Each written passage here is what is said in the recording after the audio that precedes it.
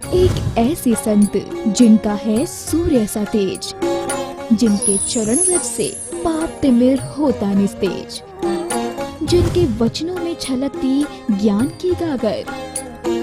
श्री प्रमाण सागर जी के वाणी में है विद्या का सागर। नमो अरिहन्ताणं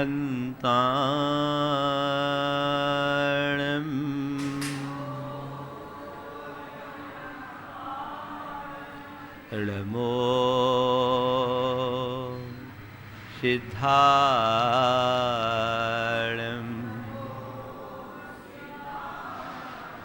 नमो आयर्याणं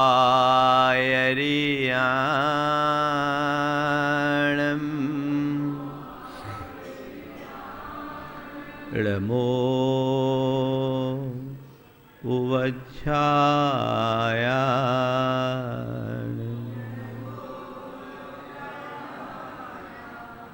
नमो लोये सवशाहुनं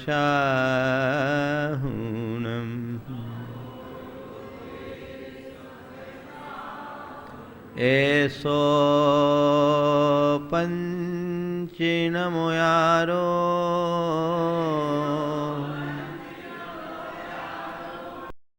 पावपनाशनो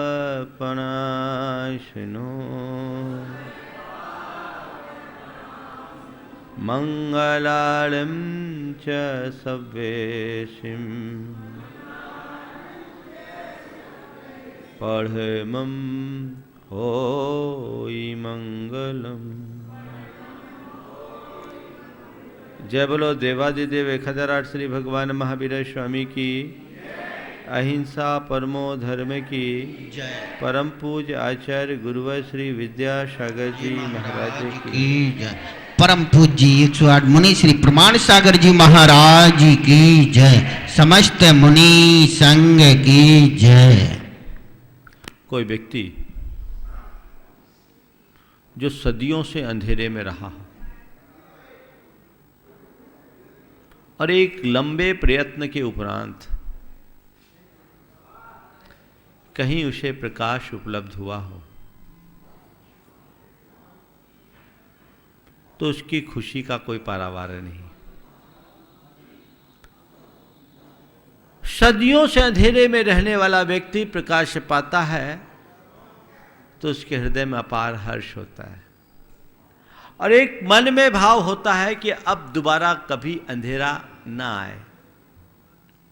साथ ही साथ उसके हृदय में यह भी एक भाव आता है कि जैसे अंधेरे से मैं अभिशप्त रहा, संसार में किसी को भी न रहना पड़े, मुझे जैसा प्रकाश मिला है वैसा ही प्रकाश सारे संसार को मिले और अंधेरे का साम्राज्य सदा सदा के लिए नष्ट हो जाए। बस इसी उत्कृष्ट भावना का नाम प्रभावना। अज्ञान तिमिरव्याप्ति मपाकृत यथा यथम जिन शासन महात्म्य प्रकाश स्यात् प्रभावना। अज्ञान के अंधेरे को अपनी शक्ति के अनुसार हटाकर जिन शासन के महात्म को फैलाने का नाम, प्रकाशित करने का नाम प्रभावना है। तुम्हें जो मार्ग मिला, तुम्हें जो ज्ञान का आलोक मिला, तुम्हें जो दिव्य प्रकाश मिला, तुम्हें जो दिशा मिली, सबको वही मिले। ये प्रकाश सर्वत्र फैले तो जीवन का रूप ही कुछ और होगा। बंधुओं, आज प्रभावना अंग को हमें बड़े व्यापक संदर्भ में देखने की जरूरत है। जब कभी भी मेरा ध्यान प्रभावना अंग के ऊपर जाता है तो मुझे दो बातें दिखती है। एक प्रभावना करने की और एक प्रभावना होने की। पहली प्रभावना तो स्वतः होती है और दूसरी प्रभावना करी जाती है। स्वयं होने वाली प्रभावना चिरस्थायी होती है और की जाने वाली प्रभावना अल्पकालिक। कैसे होगी प्रभावना? मेरी दृष्टि में 8वां अंग अपने आप में अंग नहीं, 7 अंगों की फलश्रुति है। थोड़ा सोचो, जिस व्यक्ति के हृदय में किसी भी प्रकार की शंका या भय ना हो, रंच मात्र नकारात्मकता ना हो, जिसके मन में भोगों के प्रति रुचि ना हो, जिस व्यक्ति के हृदय में किसी के प्रति घृणा और नफरत का भाव ना हो, जो सबके गुणों का आदर करता हो, जो व्यक्ति किसी भी प्रकार के अंधविश्वासों का शिकार ना होता हो, जो दूसरों के दोषों को अनदेखा करता हो, जो गिरतों को थामता हो और जिसके हृदय में आकाश के समान सबके लिए स्थान हो, ऐसे व्यक्ति को देखकर कौन प्रभावित नहीं होगा? बोलो। आप एक आदर्श व्यक्ति की कल्पना करो जिसे मैं अपना रोल मॉडल बनाऊं, तो उसमें क्या चाहोगे? यही सब तो गुण चाहोगे, यही सब तो अच्छाइयां चाहोगे, जिसे हम कहें जिसके भीतर पॉजिटिव वैल्यूज हैं, वो मेरा रोल मॉडल है। तो जीवन के लिए अपेक्षित सारे मूल्य इनमें प्रतिष्ठित हो जाते हैं। तो जिस व्यक्ति का आचार विचार व्यवहार अच्छा होता है, उसका प्रभाव अपने आप फैलता है। उसे देखकर लोग प्रभावित होते हैं, अपने आप प्रभावित होते हैं। अरे ये आदमी बहुत अच्छा है। देखिए, हम किसी के संपर्क में आते या हमारे संपर्क में कोई आता है, उसके व्यक्तित्व की छाप हम पर पड़ती है, अच्छा हो तो और बुरा हो तो। अच्छे का प्रभाव अच्छा होता है, बुरे का प्रभाव बुरा होता है। अच्छा हमारे ऊपर एक अमिट छाप छोड़ता है और बुरे से हम दूर हो जाते हैं। अगर हमारे व्यक्तित्व में अच्छाई है तो उसका प्रभाव सामने वाले पर पड़े बिना नहीं रहेगा और सम्यक दृष्टि का व्यक्तित्व महाप्रभावी होता है। जो उसके संपर्क और सानिध्य में आता है वो उससे प्रभावित हुए बिना नहीं रहता। तो अपने आप को इस तरह से निखारने की जरूरत है जिससे कि सबके जीवन में एक अलग प्रकार की छाप पड़े। आचार्य अमृतचंद जी ने इस प्रभावना अंग की चर्चा करते हुए लिखा, आत्म प्रभावनीयो रत्नत्रय तेजसा सततमेव दान तपो जिन पूजा विद्यातिशयश्च जिन धर्म। कि सबसे पहले जब कभी भी तुम प्रभावना अंग के क्षेत्र में आगे बढ़ना चाहते हो तो रत्नत्रय के तेज से अपनी आत्मा को प्रभावी बनाओ। पहला काम, स्वयं को प्रभावी बनाओ। उजाला फैलाना चाहते हो, प्रकाश फैलाना चाहते हो, तो पहले भीतर का अंधेरा तो मिटाना होगा ना। जो खुद अंधेरे में है वो औरों को रोशनी नहीं बांट सकता। लेकिन आजकल यही हो रहा है, रोशनी की मसाले वे हथियाए हुए हैं। रोशनी की मसाले वे हथियाए हुए हैं जिनके चारों ओर अंधेरे छाए हुए हैं। खुद अंधेरे में रहकर हम औरों के लिए उजाला कैसे बांट सकेंगे? तो रत्नत्रय के तेज से अपने आचार विचार और व्यवहार को प्रभावी बनाइए तो धर्म की भावना होगी।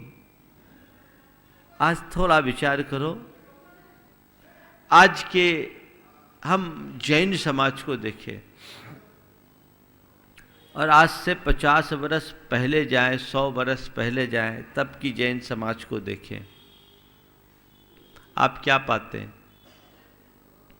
आज से 150 वर्ष पूर्व जैन समाज की कितनी प्रतिष्ठा थी कि नहीं? हमने बुजुर्गों के मुंह से सुना है कि जैनियों को अदालत में अलग से गवाही देने की जरूरत नहीं पड़ती थी। क्या होता था? मैं जैन हूं यह कह देना पर्याप्त होता था, साक्ष्य देने की जरूरत नहीं होती थी, कसम खाने की आवश्यकता नहीं होती थी, क्योंकि तब जग में यह विख्यात था कि जैनी और असत्य एक दूसरे के विरोधी होते हैं। जैनी कभी असत्य आचरण नहीं करता था। और आज कहां गए? आखिर इस अवमूल्यन की वजह क्या है?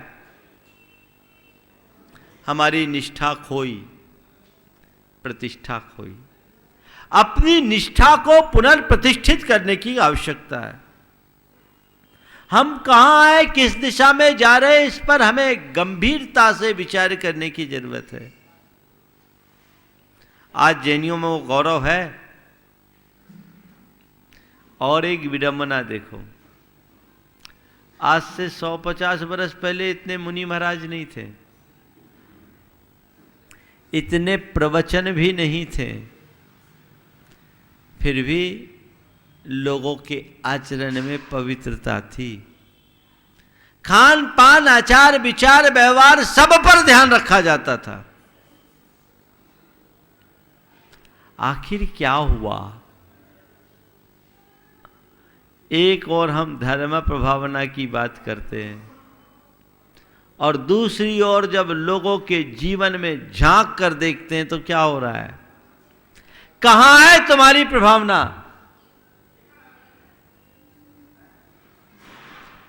मैं कोलकाता में था, लंदन से एक सज्जन मेरे पास आए। उन्होंने कोलकाता आकर देखा, कहा महाराज मैं जब यहाँ आया तो एक अलग छवि लेकर आया था। जैन भाई थे, लंदन रहते, और लंदन में रहकर रात्रि भोजन नहीं करते, स्वाध्याय करते, गुजराती थे। बोला महाराज मैं ये एक अलग छवि लेकर आया था, पर मुझे लगा कि यहाँ और लंदन में कोई अंतर नहीं, बल्कि यहाँ से अच्छे तो हम लंदन वाले हैं। बोले यहाँ भी वही रात्रि भोजन करना, यहाँ भी उल्टे सीधे कर्म करना, यहाँ भी नित्य देव दर्शन आदि की कोई रुचि नहीं है, तो हम में और उनमें क्या अंतर? आप जैसे मुनि यहाँ विराजे तो ये हाल, और हम 7 समुंदर दूर है तो भी इनसे अच्छे। महाराज इसकी वजह क्या है? सवाल बड़ा गंभीर था। इसकी वजह क्या है? हमने कहा तुम दूर होने के बाद धर्म की दुर्लभता को समझे हो, ये पास हैं इसलिए इन्हें धर्म की दुर्लभता का बोध नहीं है, इसलिए नहीं समझ पा रहे। बहुत गंभीर चिंतन करने का विषय है कि आखिर लोग जा कहां रहे हैं, हमारी प्रभावना कहां है।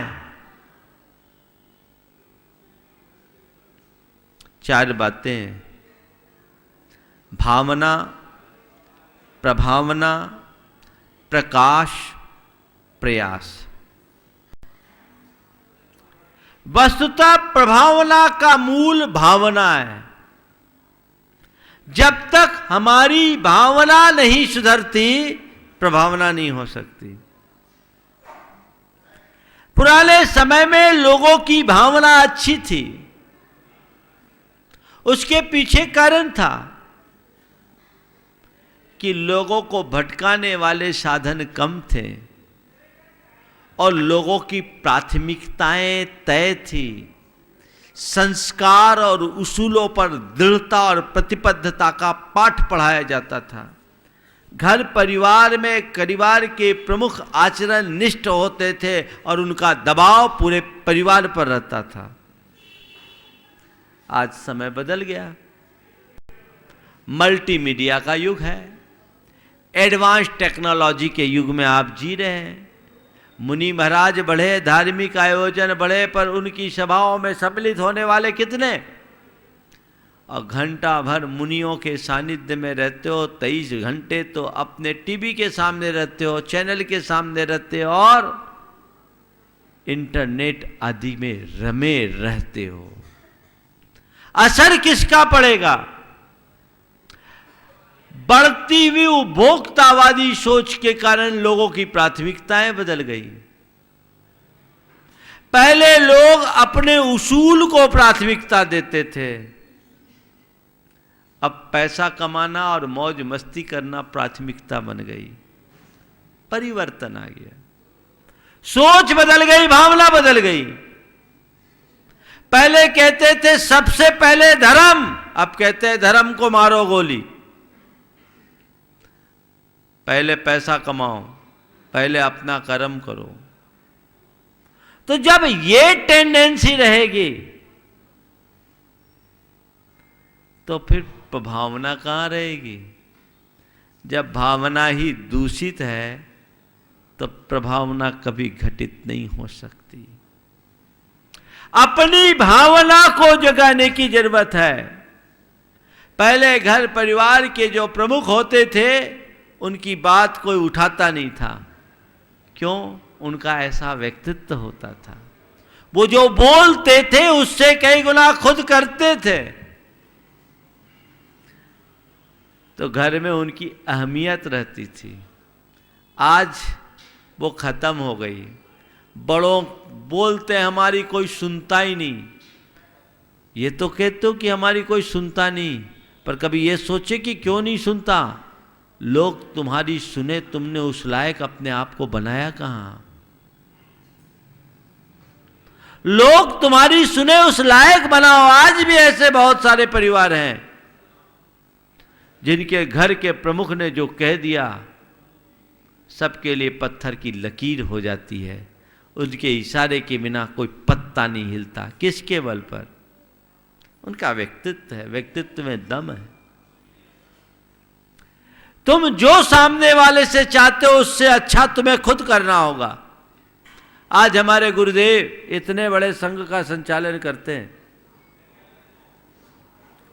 उनकी किसी बात को टालने की हिम्मत किसी साधु को नहीं होती। क्यों? आज एक से एक साधु हैं, सबका अपना अपना प्रभाव है, ज्ञान है, तपस्या है, सब कुछ है ना। अपने गुरु की बात टालने की हिम्मत क्यों नहीं रखते? टाल दे, गुरु क्या कर लेंगे? वो थोड़ी पकड़ने आएंगे। और सच में कोई टालेगा तो वो कुछ बोलेंगे भी नहीं। लेकिन क्यों? मालूम है उनका प्रभाव है, और वो जितना कहते हैं उससे कई गुना खुद करते हैं। तो कोई टस से मस नहीं होता। प्रभावना को आगे बढ़ाने के लिए सबसे पहली आवश्यकता है भावना में बदलाव। भावना बदलेगी, तुम्हारी प्राथमिकताएं बदल जाएगी। नहीं, मुझे ये कार्य करना है, पहला मेरी पहली प्राथमिकता मेरा धर्माचरण, धर्म क्षेत्र में आगे बढ़कर के मुझे चलना है। ये प्रयत्न हो, प्रभावना आपो आप होगी।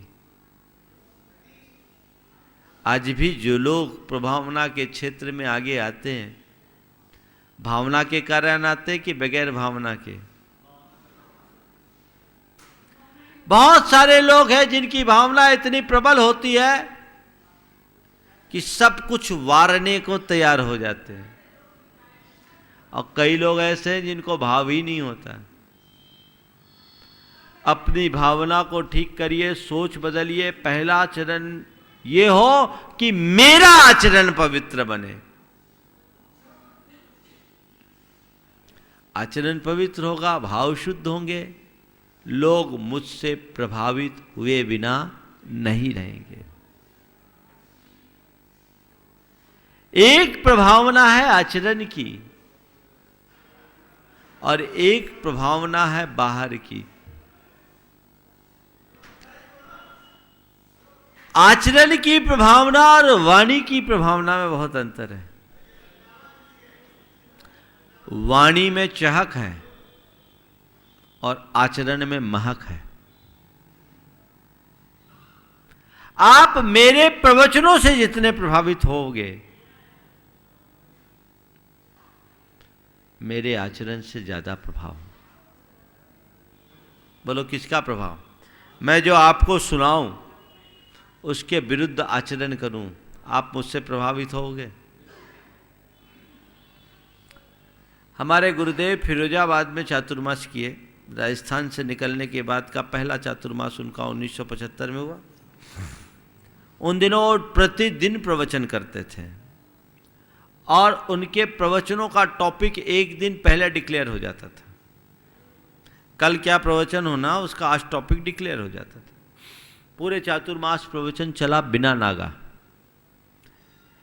रोज के क्रमानुसार वहाँ प्राचार्य नरेंद्र प्रकाश जी संचालन करते थे। महाराज कल के प्रवचन का विषय क्या है? तो एक बार आचार्य श्री मौन हो गए।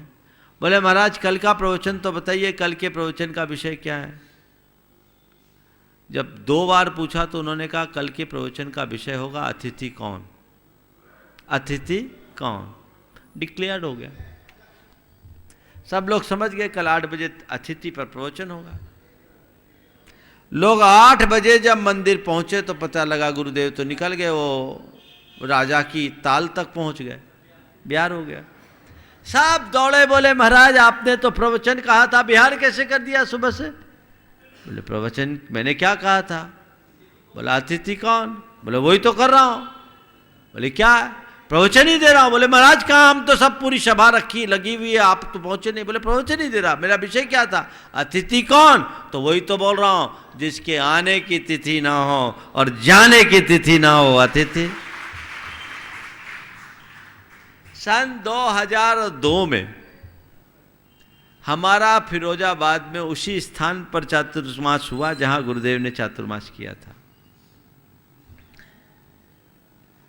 तो वहां लोगों ने ये घटना सुनाई तो मेरे मुंह से निकला कि 4 महीने उनने जो अपने मुंह से बोला वो किसी को याद नहीं, और जो अपने मुद्रा से बताया वो सबको याद है। तो वाणी से ज्यादा प्रभाव आचरण का। क्या बोला? मैंने बोला और दिनों क्या बोला? बोले कोई पता नहीं, लेकिन उस दिन तो बोलो असर किसका? आचरण का। मैं आपसे पूछता हूं आचरण के प्रति कितनी जागरूकता? हम चाहते हैं सामने वालों का आचरण सुधरे, खुद के आचरण के लिए कहां जा रहे हैं हम? मैंने अभी कहा वाणी में चहक और आचरण में महक। चहक कितनी देर के लिए? घंटे 2 घंटे के लिए, वहीं खत्म। महक पूरे वातावरण में घुल जाती है। उस महक का अनुभव करो। मुनिराज तो प्रभावना करते ही हैं, श्रावक भी प्रभावना करते हैं।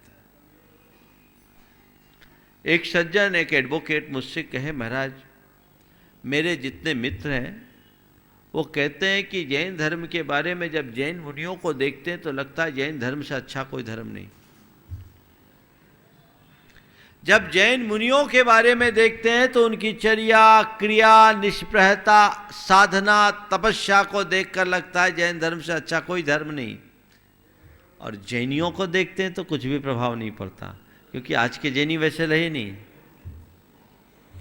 मतलब क्या हुआ? मुनिराज की चर्या तो आज फिर भी मेंटेन है, तुम कहां हो? और तुम लोग खोजते हो बस मुनि महाराज तो 4थे काल के हो, हम 6वें काल के हो जाएंगे, चलेगा। तो 4थे काल के मुनि को खोजते हो तो कम से कम 5म काल के भी तो श्रावक बनो। हम 4थे काल के श्रावक बनने के लिए नहीं बोल रहे। कम से कम एक श्रावकोचित कर्तव्यों का तो पालन करो। तुम कहां हो? सब पीछे जा रहे हैं, बातें बड़ी बड़ी, और कहते हैं ऊंची दुकान फीका पकवान। कैसे काम चलेगा? हर व्यक्ति को इस क्षेत्र में थम करके विचार करने की जरूरत है। हम क्या कर रहे हैं और हमें क्या करना चाहिए? हम क्या कर रहे हैं, हमें क्या करना चाहिए? सोचो, कहां जा रहे हैं?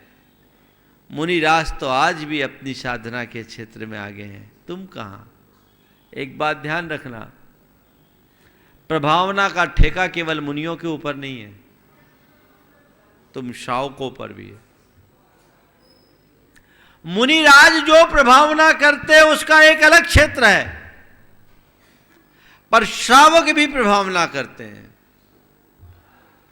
और हम जब शमन परंपरा के इतिहास को पलटकर देखते हैं तो मुनियों की तरह श्रावकों के द्वारा भी बड़ी बड़ी प्रभावनाएं की गई। उसका ही तो यह प्रभाव रहा कि जैनियों की अतिरिक्त प्रतिष्ठा रही। चीनी यात्री ह्वेनसांग जब भारत आया, 6वीं शताब्दी की बात, उस समय जैनियों की क्या प्रभावना थी वो सुनो। उसने अपने यात्रा विवरण में लिखा कि मैंने वहां भारी संख्या में निर्ग्रंथों को देखा। एक जमाने में जैन धर्म को निर्ग्रंथ धर्म कहते थे और जैन मुनि निर्ग्रंथ होते थे जो निष्परिग्रही होते थे, और उनके अनुयायियों को भी निर्ग्रंथ कहा जाता था। जैसे आज आपको जैन कहा जाता है वैसे पहले निर्ग्रंथ कहा जाता था। उन्होंने लिखा कि मैंने भारी संख्या में निर्ग्रंथों को देखा, समाज में उनकी सर्वाधिक प्रतिष्ठा थी। ये कौन लिख रहा है? चीनी यात्री ह्वेनसांग। मैंने भारी संख्या में निर्ग्रंथों को देखा, समाज में उनकी सर्वाधिक प्रतिष्ठा थी, और उनकी दिनचर्या की शुरुआत सूर्योदय से होती थी, सूर्यास्त में सिमट जाती थी। ये थी तुम्हारी प्रतिष्ठा, ये थी तुम्हारी प्रभावना जो भारत से सुदूर चीन तक पहुंची हुई थी। वो लिखा। ये प्रभावना किसकी थी? मुनि महाराज की कि तुम्हारी? किसकी थी? हाँ? और तुम्हारी किससे थी? तुम्हारे धन वैभव से, तुम्हारे क्रियाकांडों से, कि तुम्हारे आचार व्यवहार से? सोचो कहां जा रहे हैं। हम प्रभावना की बातें करते हैं, उस प्रभावना की भावना कहां है? ज्यादातर मुनि भक्तों के यहां रात्रि भोजन होता है। बोलो होता है कि नहीं होता? यहां बैठे हुए लोगों में भी बहुत से ऐसे होंगे जो रात को ही खाते होंगे। प्रभावना है। तुम जैन धर्म के अनुयायी, अभी जैन कुलाचार के पालन के प्रति प्रतिबद्धता नहीं, तो फिर आगे की बात कहां जाएगी? पहली क्लास पास नहीं, पहली में फेल, तो दूसरी में कहां जाओगे?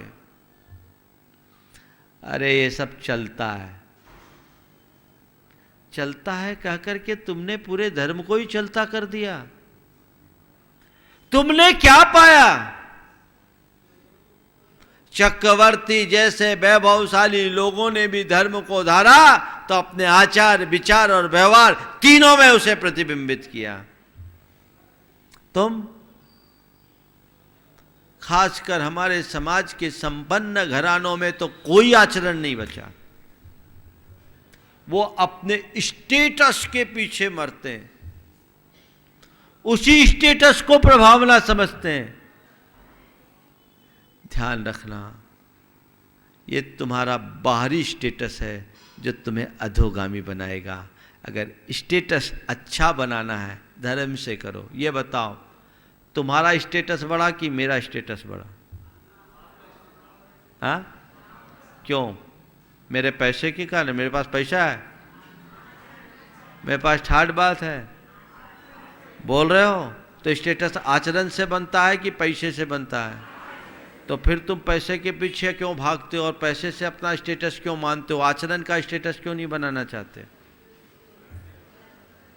वहां फिर जब बात आती है तो अपने आप को पैसे वालों से क्यों तौलते हो? बोलो, कितना अंतर। आज मैं किसी के घर में अचानक चला जाऊं तो पांव धोएगा, आरती उतारेगा, और तुम किसी के घर में घुस जाओ तो धक्के मार के बाहर निकालेगा। बोलो निकालेगा कि नहीं? घुस के बताओ किसी घर में, बोलो होगा कि नहीं होगा? तो बोलो स्टेटस किसका बड़ा? फिर किस स्टेटस के पीछे मर रहे हो? आ जाओ, होड़ करना हमसे करो, मेंटेन करो अपने स्टेटस को। सोचो कहां जा रहे हैं हम। पुराने लोगों का स्टेटस उसके आचार विचार व्यवहार पर होता था। लोग किसी के घर संबंध करने जाते थे तो देखते थे खानदान कैसा और उनका खान पान कैसा है। आज की कहानी ये हो गई कि किसी के यहां कुलाचार के प्रति प्रतिबद्धता है तो लोग अपनी बेटी देना नहीं चाहते, कहते उनके यहां बहुत सोला होता है। बोलो, ये प्रभावना है। उनके यहां बहुत सोला होता है, उनके यहां जरूरत से ज्यादा धर्म है। भगवान ही मालिक है ऐसे लोगों के कर फूटे हैं कर्म, और क्या बोलेंगे। जिसके घर शराब चलता उसके घर बेटी दे दोगे। जुआरी शराबी व्यभिचारी के घर बेटी देने को तैयार, पर एक धर्मी व्यक्ति के यहां लोग बेटी देने के लिए संकोच करते हैं। बोलो, जबकि होना यह चाहिए कि ऐसे खानदानी की यहां अपनी बेटी देकर गौरवान्वित होना चाहिए कि मेरी बेटी एक ऐसे घर में जा रही है जिस घर में पाप नहीं होता। और तुम संकोच, पैसा देखोगे, उसका बाहरी ठाट बाट देखोगे, और उसका ही कुपरिणाम होता है। करोड़ों खर्चा करके बेटी को ब्याहते हो और साल भर बाद बेटी वापस आ जाती है, फिर माथा फोड़ते हो। बोलो, होता है कि नहीं होता है ऐसा? क्यों?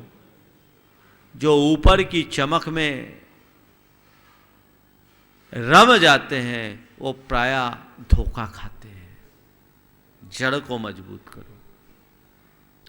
प्रभावना भीतर की होनी चाहिए। आत्म प्रभावनीयो रत्नत्रय तेजसा सततमेव। रत्नत्रय के प्रति तुम्हारा लगाव हो, मोक्ष मार्ग के प्रति लगाव हो। रत्नत्रय का मतलब मैं मुनि बन जाओ तो इससे अच्छी बात क्या है, लेकिन कम से कम मेरा आदर्श मुनित्व और उनका मार्ग, मोक्ष मार्ग मेरा आदर्श होना चाहिए। धर्म मेरी प्राथमिकता होनी चाहिए। मेरा आचार विचार व्यवहार सब में उसकी झलक दिखनी चाहिए। जिसके हृदय में यह भावना होती वो कहता नहीं, मैं तो इसी को प्राथमिकता दूंगा। हालांकि आजकल तथा कथित संभ्रांत लोग ऐसे लोगों को पागल मानते हैं कि ये तो पागल है। मेरे संपर्क में एक युवक अमेरिका में रहा, माइक्रोसॉफ्ट में एक ऊंची पोस्ट पर रहा, काफी पैसा कमाया। उसका 2 करोड़ का पैकेज था। पैसा कमाया और 35 साल की उम्र में अपना सारा कारोबार बाइंड अप करके आ गया अभी भारत में। जब वो निर्णय लिया तो लोग कहने लगे पागल है, इतना अच्छा पैकेज छोड़ करके आ गया। लेकिन उसको कोई फर्क नहीं पड़ा। उसने बोला, भैया तुम्हारी नज़र में मैं पागल हूं तो मुझे वो पागलपन अच्छा, पर इतना जानता हूं एक पागल सारी दुनिया को पागल ही समझता है। बोले, मुझे जरूरत क्या है, मेरे जीवन के लिए जितना चाहिए उतना है। एक बेटा है, वो इतना होशियार है कि पढ़ लिख करके कहीं कर लेगा, और मेरे पास जितनी संपत्ति है अभी मेरी और मेरे पिताजी की छोड़ी हुई, अगर मैं उनको भी भोगना चाहूं तो नहीं भोग पाऊंगा, तो फिर किसके लिए मगजमारी करूं। उस व्यक्ति ने स्वाध्याय करना शुरू कर दिया। पति पत्नी दोनों की एक सी विचारधारा, और समय उसमें लगाने लगा। बोले, अब मैं जो ग्रहण कर रहा हूं, जो आनंद आ रहा है वो बहुत अच्छा आनंद है। एक सोच, 35 साल की उम्र में व्रती जीवन जी रहा है। सोच, शुरुआत में जो लोग उसे पागल कहते थे, अब लोग जब उससे मिलते हैं तो कहते हैं वाकई में रास्ता तुम्हारा सही है, हम तो फालतू पागल बने हुए। बोलो, आचरण का प्रभाव पड़ेगा। भावना बदलेगी तभी प्रभावना होगी। तो पहली बात, अपने व्यक्तित्व को प्रभावी बनाइए। प्रभावी बनाएंगे तो आपके भीतर प्रकाश फैलेगा। कहीं दिया जलेगा तो उजाला तो अपने आप फैलता है। फैलाना पड़ता है क्या? नहीं। लेकिन हमने प्रकाश फैलाया, दीप जलाया, तो उस दीप का प्रकाश एक सीमित दायरे से ज्यादा नहीं होगा। इस हॉल में लाइटिंग कर दी, यहां लाइट आ गया, पर इतने प्रकाश से काम चलेगा क्या? मैंने अच्छा रास्ता अपनाया, मेरा आचरण अच्छा है, मेरे संपर्क में जो आए वो मुझसे प्रभावित हुए और उनका झुकाव जैन धर्म के प्रति थोड़ा हो गया, ठीक, इतने से तो काम नहीं चलेगा। ये होने वाली प्रभावना है। प्रकाश आया, अब करने वाला काम करो,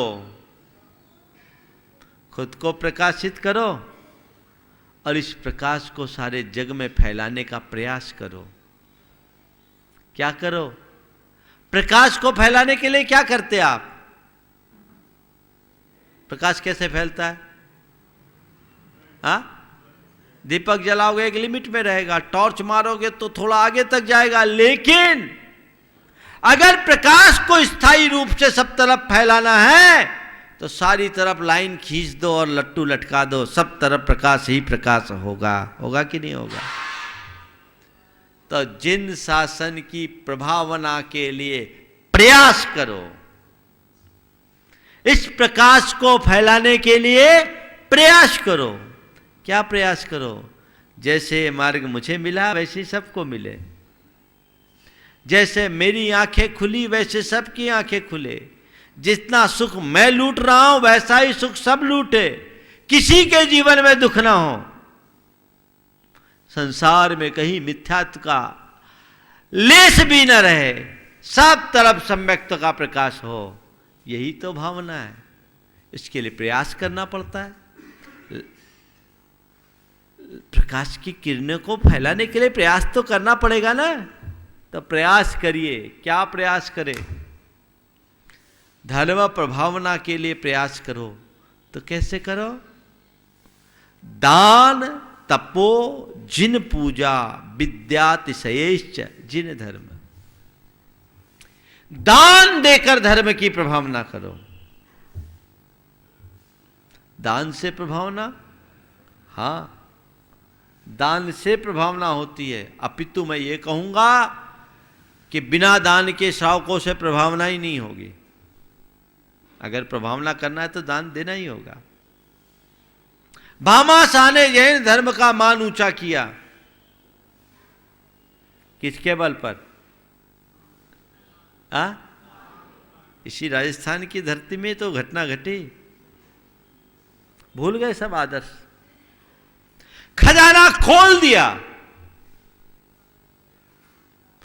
सारी दुनिया में एक संदेश गया कि जैनी पैसा का संग्रह जरूर करते हैं, लेकिन राष्ट्र के लिए सब कुछ न्योछावर करने में उन्हें कोई संकोच नहीं होता। जैनी जितना पैसा वाले होते हैं उससे ज्यादा वे उदार भी होते हैं। यह संदेश गया कि नहीं गया? जैन धर्म की प्रभावना हुई। गुजरात में जगलू शाह हुए, अकाल पीड़ित जनता के लिए खजाना खोल दिया।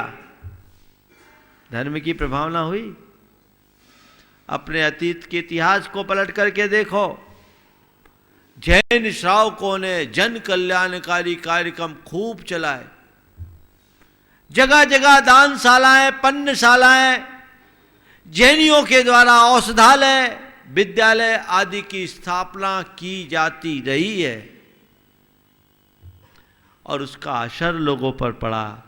जैनों के प्रति, जैन धर्म के प्रति लोगों का नजरिया अतीत काल में बड़ा श्रेष्ठ रहा, क्योंकि दान में तत्परता थी। आज जैन धर्म की परंपरा यहां तक आई। किसके बल पर आई? श्रावकों ने दान देकर बड़े बड़े मंदिर बनाए, जिनालय बनाए, मूर्तियां स्थापित की और बड़े बड़े धार्मिक आयोजन किए, जिससे हमारी पीढ़ियां प्रभावित होती रही, आते रहे और धर्म की प्रभावना हुई। मैं अपने कमरे में बैठे रहूं और कोई चर्चा करूं तो 10-5 लोग उससे प्रभावित होंगे। इस मंच पर आपने सभा करी, 200-400 लोग प्रभावित होंगे। और यही बात अगर किसी चौक चौराहे पर की, 2-4 हज़ार लोगों तक संदेश जाएगा। लेकिन यही बात जब टीवी पर चले जाती है, 2-4 लाख लोगों को प्रभावित होता है। अब ये सब कैसे हुआ? महाराज ने तो नहीं किया। किसने किया? कौन किया? ये श्रावक ने कि महाराज ने? महाराज ने तो केवल बोल दिया।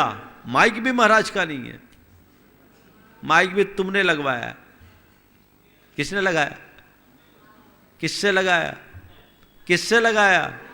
ये माइक वाला आकर के अलवर से ऐसे फ्री में लगा दिया क्या? किससे लगा?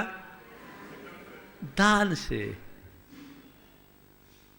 तो दान का ये प्रभाव, इसलिए श्रावकों को चाहिए कि धर्म के कार्य में उत्साहित होकर के दान देते रहे।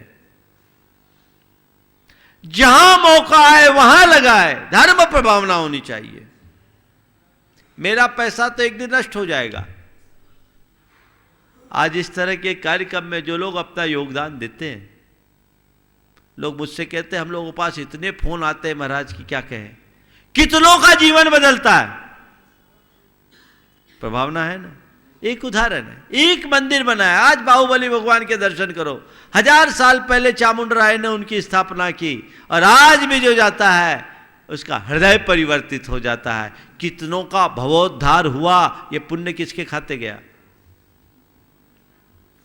प्रभावना होती है तो प्रभावना का फल मिलता है। मार्ग प्रभावना को तीर्थंकर प्रकृति के बंध का कारण निरूपित किया है। तो एक बार कार्य किया। हमारे शास्त्रों में लिखा है कि अगर कोई एक जिनालय बनाता है, एक भगवान को विराजमान करता है, तो जब तक वो भगवान है तब तक उसकी जितने लोग पूजा अर्चा करेंगे उन सब का पुण्य उसके अकाउंट में चला जाता है। बोलो क्यों बोला ऐसा? प्रभावना अंग है। शास्त्र का प्रचार प्रसार हुआ। अगर श्रावकों ने अपने रुपये नहीं लगाए होते और ग्रंथों की लिपि प्रतिलिपि नहीं होती तो आज जैन धर्म यहां रहता? बोलो। सब सोच लेते जैन धर्म तो आत्माश्रित है, हमको क्या करना, अपना कल्याण करो, अपना लोटा छानो और भूल जाओ। तो क्या ये जैन धर्म होता? है? तो ये किससे हुआ? दान से हुआ। इतने मंदिर नहीं बने होते, इतने पंच कल्याणक नहीं हुए होते तो क्या जैन धर्म यहां टिका होता? 178 बरस हो गए नसीराबाद को बने। 178 बरस बताया ना? हाँ, 170 बरस। पर जब नसीराबाद बसा, मंदिर बने, 6 मंदिर, 7वां समाधि मंदिर, 2 नसिया, 2 मंदिर, 2 चैतालय, 1 समाधि, 7। बहुत अच्छा लक्षण। बन रहा है ना अभी, तो जो बन गया उसकी बात कर रहे हैं। 8वें की बात आ रही है, 8वां चालू हो गया। तो ये इतने मंदिर लोगों ने बनाए, उसका परिणाम है कि आज तुम्हारे अंदर जैन धर्म के संस्कार बचे हुए हैं। अगर यहां आकर के केवल अपना घर मकान बनाया होता, व्यापार धंधा किया होता, तो तुम आज जैनी नहीं रह पाते। क्या बन जाते? बनिया। तो तुम जैनी बने हो, इसके पीछे किसका श्रेय है? तुम्हारे पुरखों का, जिन्होंने दान दिया। समझ गए? तुम्हारे दादा परदादा ने कहीं दान दिया, उनकी नाम की पटिया तुमने पढ़ी या सुना कि हमारे दादा ने बनाया, परदादा ने बनाया, तो आज तुम्हें लगता है अरे मेरे दादा ने जीवन में बहुत अच्छा काम किया, मैं भी कोई अच्छा काम करूं। होता है? ये दान है। तपस्या करके धर्म की प्रभावना का प्रयास करो। महान महान मुनियों की तपस्या देखकर, उनकी कठोर चर्या को देखकर लोग प्रभावित होते। तपस्या से होता है महान तपस्या। तपस्या के क्षेत्र में मुनि राजों को सबसे बड़ा श्रेय जाता है। मेरे संपर्क में रीवा विश्वविद्यालय के कुलपति थे ADN वाजपेयी। वो ब्राह्मण लेकिन जैन धर्म का पूरी तरह पालन करते हैं। उन्होंने एक दिन बड़ी गजब की बात कह दी। माने बात तो कटु थी लेकिन बहुत सोचनीय थी। उन्होंने कहा, मैं जैनी धर्म से प्रभावित हूं, मैं जैन धर्म से प्रभावित हूं, जैनियों से नहीं। कितनी बड़ी बात हो गई। क्यों? हमारे धर्म का आदर्श तो बहुत अच्छा है लेकिन धर्मी उस तरफ दृष्टि नहीं।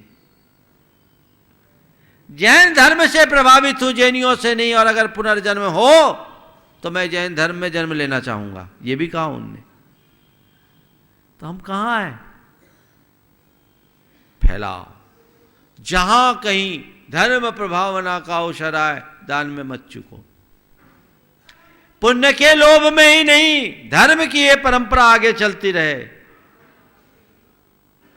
क्योंकि मैंने से जैसे अनंत भवों तक दुख भोगा, वैसे किसी दूसरे को न भोगना पड़े। मेरे संपर्क में एक व्यक्ति है, बहुत दानशील। नाम तो मैं नहीं लूंगा क्योंकि उनको दिक्कत हो जाएगी, लेकिन कई जगह उनने दान दिया। वो कहते, महाराज धर्म प्रभावना में मेरा दान लगे तो इससे अच्छी बात क्या। और दातार तो बहुत मिले जिनके यहाँ लोगों ने रिक्वेस्ट किया, उनने पैसा भेजा, लेकिन वो एक ऐसा दातार है, बैंक से स्टेटमेंट पता कर करके जब जब पैसे की कमी हुई, जहाँ उसने दान बोला भेज दिया। 2-3 प्रोजेक्टों को तो ऐसा लिया, पता लगाया बिलेरी में एक प्रोजेक्ट चल रहा है। उस व्यक्ति को जुड़ा, उसे पसंद आया, बोले महाराज धर्म प्रभावना का काम है, इस कार्य में मेरा पैसा लगेगा, मैं अपने आप को कृतार्थ महसूस करूंगा। और वहाँ के व्यवस्थापक आके बोलते हैं, महाराज वो खुद पता करते हैं कि बैंक में स्टेटमेंट क्या है, पैसा कम हुआ डाल दिया। ये धर्म प्रभावना की भावना है। और ऐसे व्यक्ति से लोग प्रभावित होते हैं। वैभव के शिखर पर बैठा है पर सरलता की मूर्ति। नाम मैं ले सकता हूं लेकिन उसका कहना, महाराज आप नाम लोगे तो मैं परेशान हो जाऊंगा। लोग चक्कर काटना शुरू कर देते हैं, बड़ी मुश्किल होती। दान से, तपस्या से, जिन पूजा से, बड़े बड़े पूजा, पंचकल्याणक, प्रतिष्ठा, विधान, आपके यहाँ पंचकल्याणक होने जा रहा है। ये क्या है? जिन धर्म की प्रभावना का एक श्रेष्ठतम निमित्त है। इस तरह के जब आयोजन होते हैं, समुदाय जुड़ता है और कई लोगों का हृदय परिवर्तित हो जाता है। ये धर्म प्रभावना है। और विद्यातिशयैश्च जिन धर्म है, अपने ज्ञान के प्रताप से धर्म की प्रभावना करो। आज गुरुजनों ने इस धर्म की प्रभावना की अपनी तपस्या से और ज्ञान से। तुम करोगे दान और पूजा से।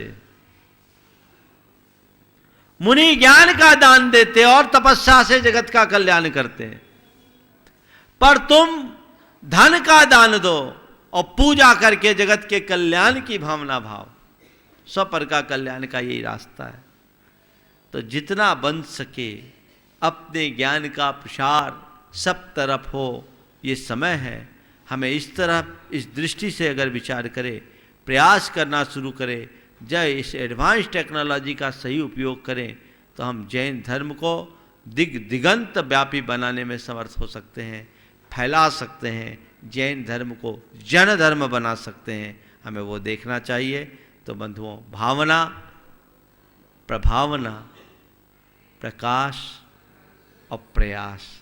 भावना होगी तो तुम प्रभावना करोगे, पर एक प्रभावना जो केवल तुम्हारे आचरण का है वो प्रकाश है, लेकिन एक पुरुषार्थ जन प्रभावना जो तुम्हें फैलाना है वो तुम्हारे प्रयास से होगा। तो धर्म को वैयक्तिक स्तर पर धारो, ये तुम्हारे अंदर प्रकट हुए प्रकाश का उदाहरण है। पर मेरा धर्म सबके घट घट का धर्म हो, ये जैन धर्म जन जन का धर्म बने, उसके लिए प्रयास करो। जब प्रयास करोगे हमारा जीवन सार्थक होगा। कल से ही है ना, अब ज़्यादा दिन नहीं बचे, 24 घंटे बचे। कल तक तो इससे पहले तो ध्वजारोहण हो चुकेगा।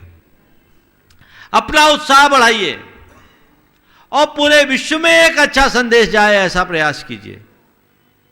लगे कि नशीराबाद नगरी में कुछ हो रहा है, अपने उल्लास उमंग को बढ़ाइए, अपने हृदय की विशुद्धि को बढ़ाइए।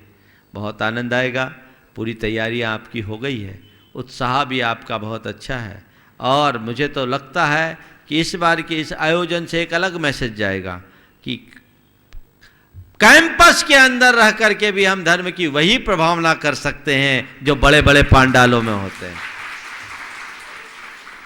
और ये आप लोग कहोगे, मुझसे बहुत सारे लोग कह रहे हैं महाराज बाहर होता तो बहुत अच्छा होता, आप अब भी मान जाओ। कुछ लोग तो परसों तक बोल रहे थे महाराज अभी भी कर लो। हमने कहा तुम जो कह रहे हो उसमें और मैं जो देख रहा हूँ उसमें बहुत अंतर है। कार्यक्रम शुरू होने दो, फिर तुम खुद कहोगे महाराज इससे अच्छा मज़ा और कोई दूसरा नहीं। अब ये भी प्रयोग होना चाहिए। पर्याप्त जगह अब तो काफ़ी जगह दिख भी रही है। आप तो बस अपने दिल में जगह बना करके रखिए और देखिए जीवन में कैसा आनंद आता है। आगे की सूचनाएं आप सबको दी जाएगी। बस अब ये जो दिन बचा है, कुछ घंटे बचे हैं, 22 घंटे, 24 नहीं, कल तो 7 बजे आना है, तो 21 घंटे बचे। कितने घंटे? अब तो बस काउंटडाउन चालू हो गया है। तब उत्साह अपना बढ़ा कर रखिए और आनंद लीजिए। इसी स्वभाव के साथ बोलिए परम पूज्य आचार्य गुरुवर श्री विद्यासागर जी महाराज को। पूज्य गुणायतन जैन धर्म का एक अति महत्वपूर्ण ऐतिहासिक कदम होगा, जो सारे लोक के जीवन के गुणात्मक परिवर्तन का आधार बनेगा, और जीवन का गुणात्मक परिवर्तन ही मोक्ष मार्ग में सहायक होगा। इतिहास का हिस्सा बनने का अवसर कुछ ही जीवों को प्राप्त होता है, या यूं कहिए कि कुछ भाग्यशाली जीव ही ऐसे कल्याणकारी अवसर का लाभ उठा सकते हैं। आइए आप भी यथाशक्ति दान करें, इस मुहिम का हिस्सा बनें।